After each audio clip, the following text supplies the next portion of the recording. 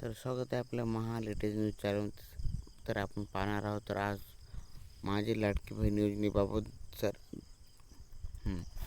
मुख्यमंत्री माझी लाडकी बहीण योजनेबाबत आजची मोठी अपडेट आली आहे. तर राज्य सरकारकडून लाभार्थ्यांचे पुन्हा पडताळणीसाठी सुरू झाले ते आहे. तर KYC पूर्ण न केल्यास आणि अपात्र महिलांची नावे यादीतून कमी करण्यात येत आहे. तर अनेक महिलांचे 1500 हप्ता तांत्रिक कारणामुळे अडकले आहेत असल्याची माहिती समोर आलेली आहे. तर सरकारने लवकरच थकबाकी जमा होईल असे सांगितले आहे. तर सध्या 21चा हप्ता वाढीबाबत अधिकृत घोषणा झाली आणि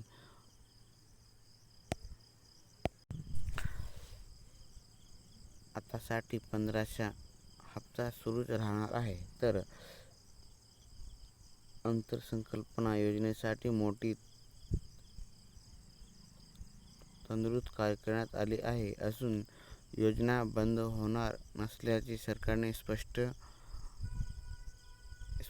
केले आहे. तर KYC बँक तपासणे महिलांसाठी खूप महत्त्वाचे आहे. तर KYC नाही केल्यास तुमचा हप्ता रद्द करण्यात येईल. तर अधिकृत वेबसाईटला भेट द्या laadkibahn.महाराष्ट्र.gov.